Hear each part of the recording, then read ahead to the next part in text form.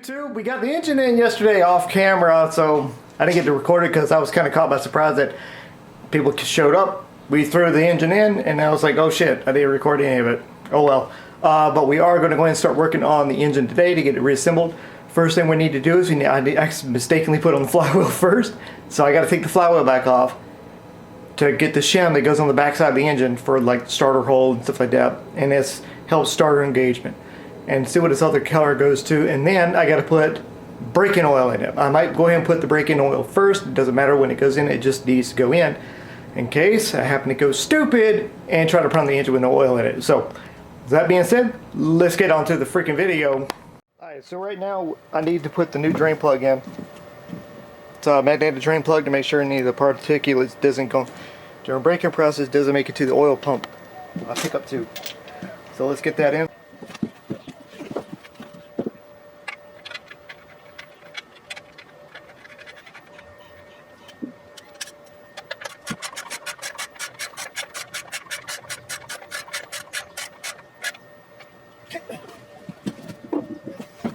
Get the filter. So what I'm doing now is I'm priming the filter. I'm going to put a little bit of oil in it. I'm only going to use conventional oil because that's what everybody's saying. And I have this little additive that's going to help during the braking period. It's a little bit of additional zinc and stuff like that. So to prevent premature wear on the bearings and stuff. So Lucas Racing ZDTP for zinc. This car's catless anyway, so screw it. Let's go ahead and get this in there.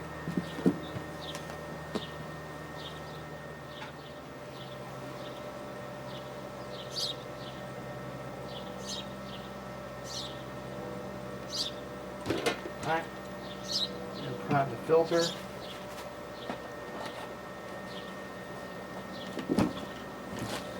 Got the filter primed. Let's go ahead and turn this thing around.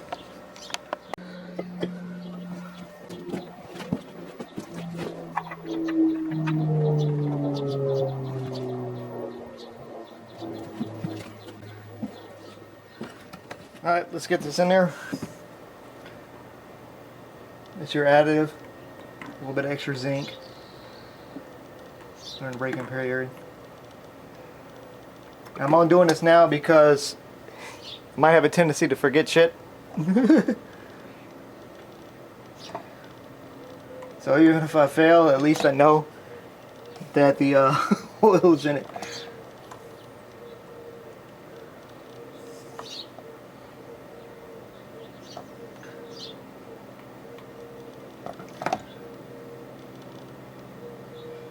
At least I know there's oil in it.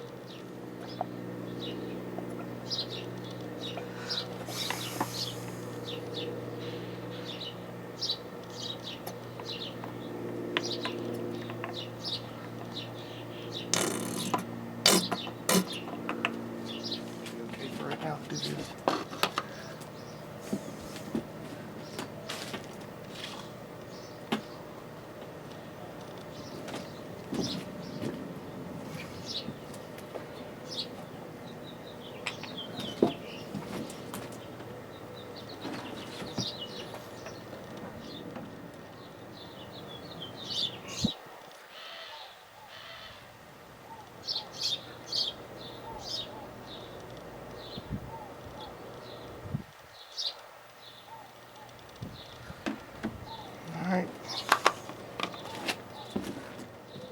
Alright, boys and girls, I got spacer back on. We're going to put the flywheel back on.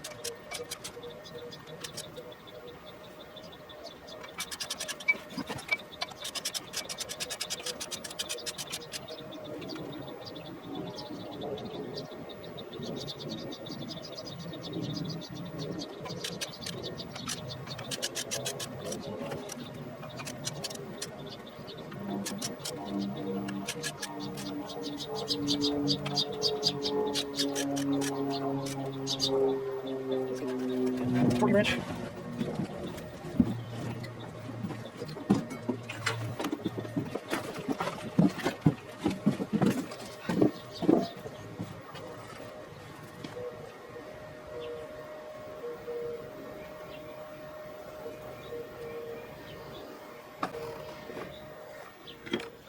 You can see I got the flywheel on, it's torqued down, and I still got a long way to go. I need to get some new hardware. I want to get some new hardware to get this flywheel, to get the clutch on, and get the water pump on, the thermostat housing on too. So what up, fools? I got the clutch on and just did some test fitting on the fuel system, and I swapped the inverted fuel air flare nut little adapter in there. So transmission ready to go on. One problem I do have, I should have caught it while we were putting the engine in, but I didn't. I need to drop the rear motor mount to put the headers back on. I should have put the headers on while we were putting the motor mount on, but you know, oh well. So I'll wait till the transmission and get where it's basically supported by 3 motor mounts. Drop that motor mount on the rear so I can put my headers on, and then put it back on there and have at it as may. So I'm showing you what the progress has already been made, and we'll continue on with the rest of the video. So here's a new clutch. It's a Spec Stage 2 clutch right here. Got the aluminum flywheel on, and that's the inverted flare nut. You can see it right there in the middle of the screen. Here's where the fuel system's, the hose is going to be ran to. This right here was perfect size. It's almost too short from the fuel filter to the inlet, and then you got from your right here. This is going to your fuel pressure regulator. So we'll have to make sure that it runs correctly. It's almost too. I might actually have to shorten it, but that won't be too big of a pain in the ass. I might also want to change the fitting to a straight one. Whatever. I'll just probably take the bend part out and swap it for a straight one. But yeah, she's in there, brother. It's a pain in the ass trying to get this particular motor mount back in there. They're all solid mounts, so once it's in there, it's in there. So I'm also had to be careful not to continue not to go too far. I got to drop this. This here is already ready to come out. All the pinch bolts have been removed out of it. We're putting a manual steering rack in there. So that's ready to drop. All I got to do is get it done.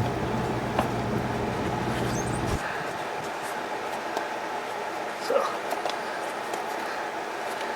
I'll probably just split that boot to get to that bolt and drop it out, because I have to swap out the universal mount too. The universal joint for the steering column, because the one that's on the new rack is a different spline than the one that's coming off. So you got to be careful with that, not to continue on before I get that done. But I can at least get the transmission in. That's the next major hurdle. And another thing is too, I got to fix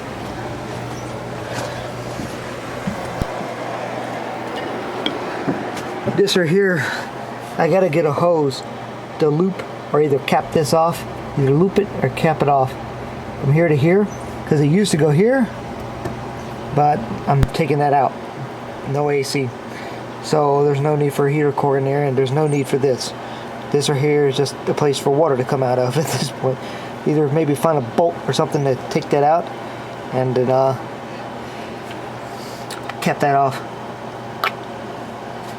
But other than that, she's ready to get the transmission back in. And nice little clean little fuel system I got going on here. The fuel pressure regulator right here. Yeah, there's honestly not that much left, but it's going to take a little bit to get it back together. I got to put the transmission back in. There's things to hook up. I still got to. Main thing is get the transmission in, get the starter on, plug the starter in, get it grounded, put the grounding cables on, then prime the engine. The engine has already got oil in it. It just simply needs to be primed. Put the transmission in, fill it with oil, put the CV joints in, or put the CV joints in, and then fill it up with oil. And then that's the last major hurdle. It's all just little shit after that. Transmission is the main thing, and get it mounted to there. So, peace out for now. We'll get to the next part sooner or later. Alright, so we got the AC bracket on, idler pulley, all that's been torqued down. Got most of the harnesses hooked up, including all these right here. Your PTU, your coils, all that kind of stuff are already hooked up. The only cables left are the speedo cable, and I think that's a fan one. I think that's also part of a delete. Right here, your speedo cable. I got the worm gear put in a bag. These two right here. Yeah, this is your alternator right here. So that's it. It's pretty much all in there, and I think you got your fans here. These are tucked in the hole. But so we got the transmission in. Some friends of mine came over and helped me put the transmission in, and kind of surprised me again, like they did with the engine. It was like they were. So we got the transmission in. It took us like me and one other guy. Just kind of put it up on jack stand, got it up high enough, and then just jack stand ran out of reach just as the transmission started to line up, so we just kind of lifted up, just pushed it over, and lined it up on the splines. It took a little finagling in to get it in, but it went in relatively smoothly. So let's go ahead and start getting the transmission installed in the rest of the engine. Peace!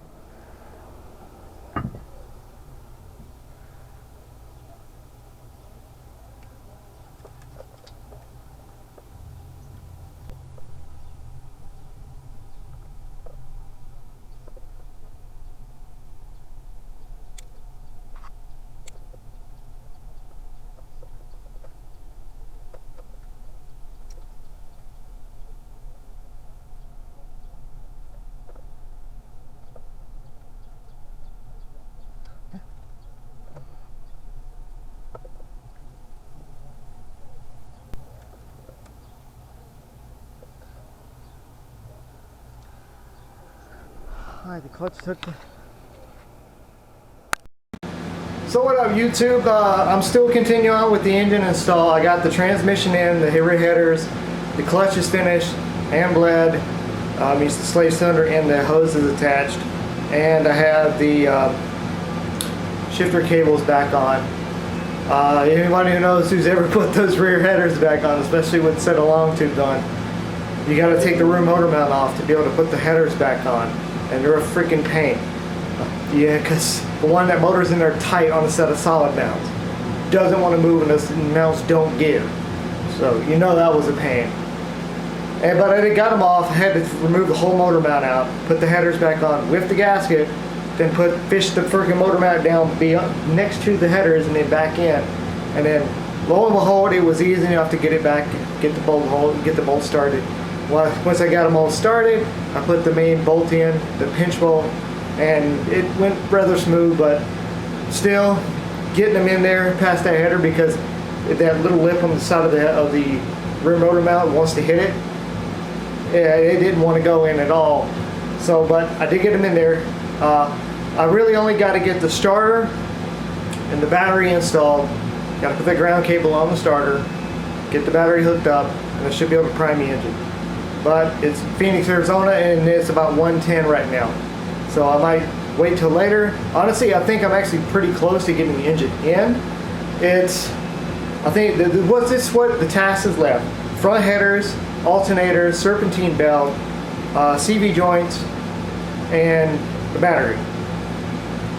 It's honestly not that much, and I still got to fill the transmission up with fluid, which I have to go run to AutoZone and go get that, and I might wait till Friday to get that to make sure I have, because I have a manual. I got to order my manual steering rack on Friday, but I'm already know I'm going to be pushing it with my finances, so hopefully I'll have some money left over to get that one more quart of transmission fluid, and maybe 2 more jugs of like radiator fluid coolant to basically fill up the radiator.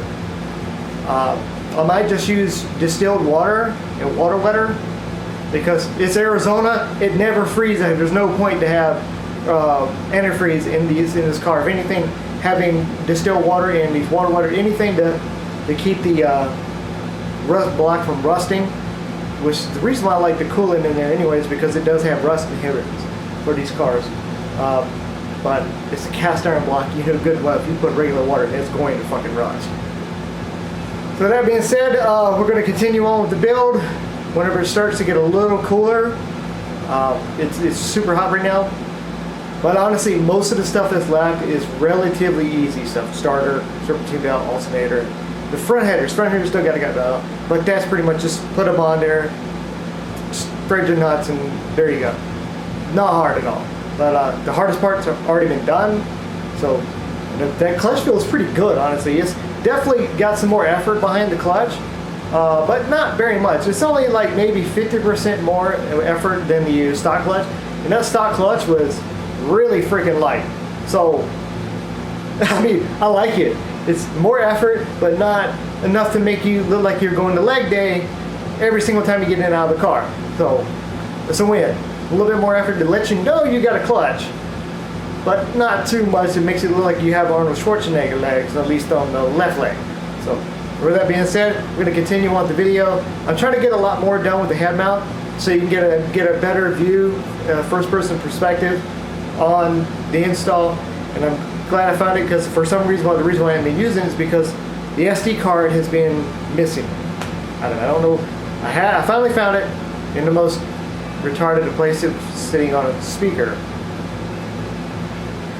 But either way, I got it on there, and we're going to continue with the install, mostly in first-person perspective.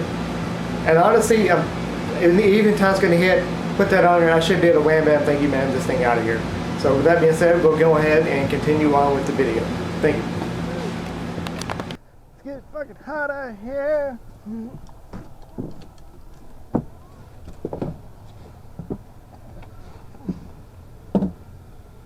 Alright. See if we can get this muchachos in here. Cut my shelf.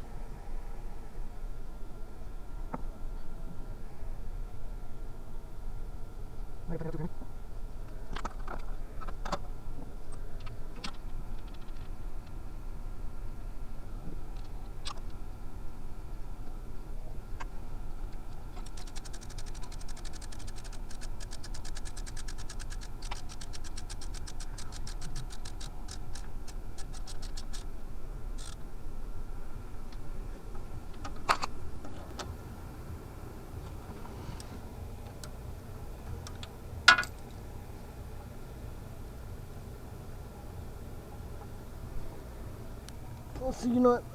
Fuck, that burns.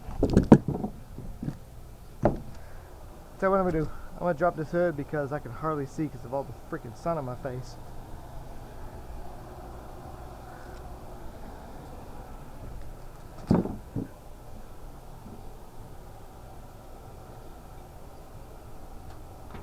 Woo!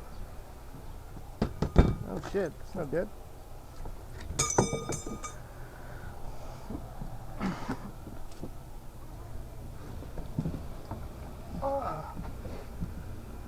There we go, that's a little bit more comfortable.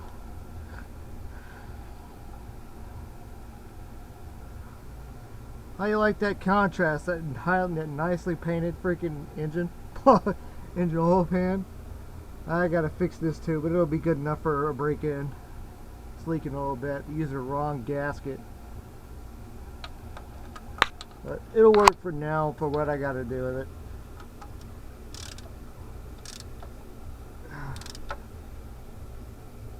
There we go. Let's see what we got here. Oh, this should be the starter.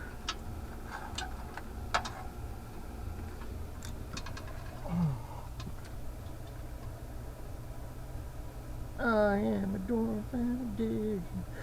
Diggy hole. Oh, it's a funny folk song.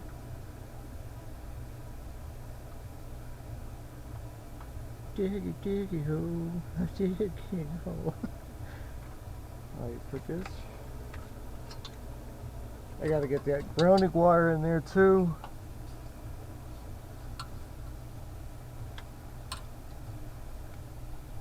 See, muchachos. Alright, got your put that positive cable on the starter solenoid.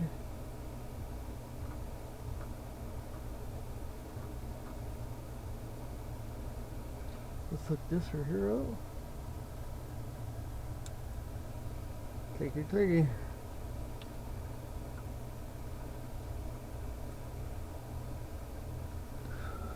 What size is this? It's a 14 too.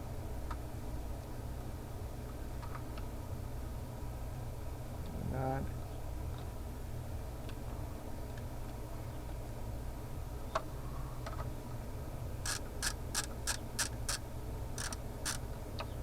Let's build like a 12. Let's see, can I go ahead and get this?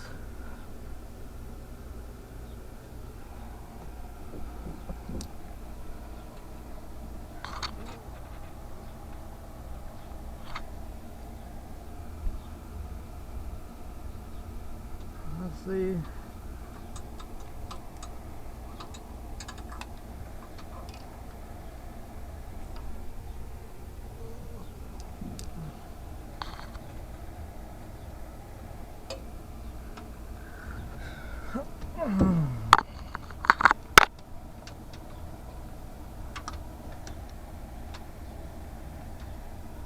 It's like a 17.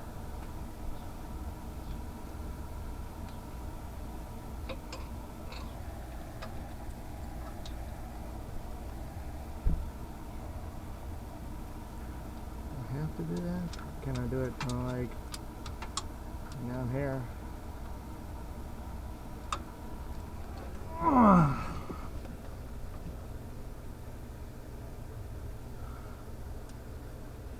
I'm pretty sure I could do that. Let's see why I shouldn't be able to.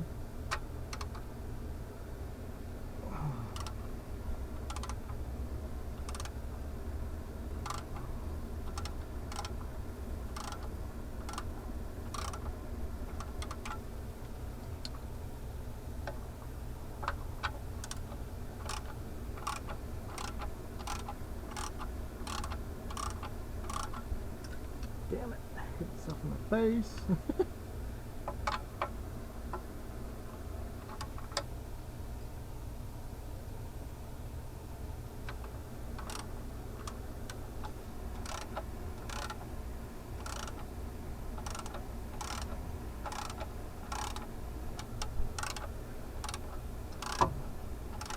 Nasty, dirty thing to do, but it's fun.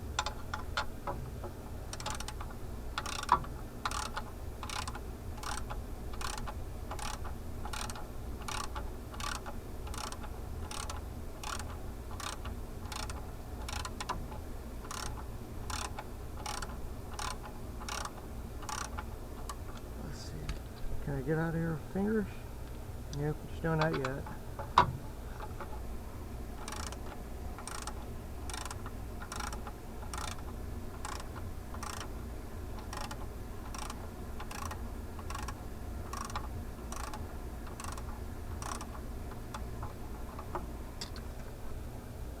God damn. You don't want to come out there, do ya?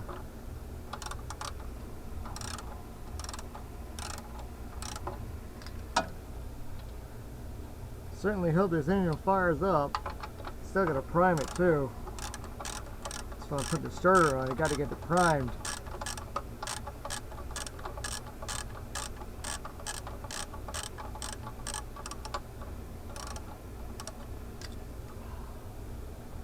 Come on, girl. There we go.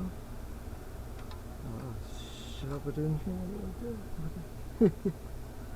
Nah, it's not gonna work like that. Wouldn't be that lucky.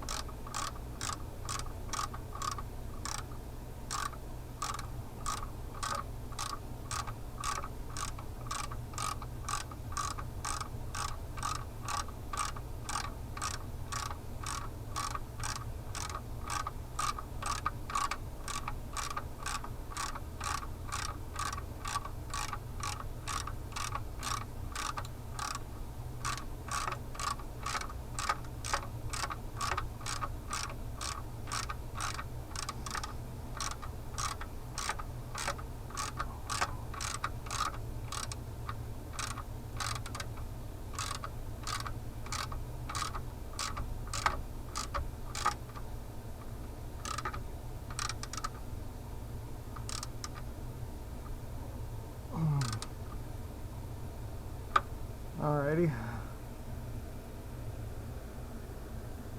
Some of these bolts don't look to be tightened down.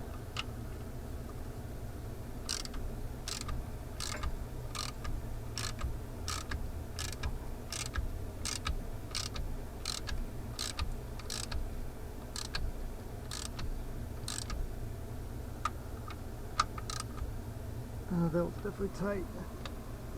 Alrighty. Whew. Make sure it's on there. There we go.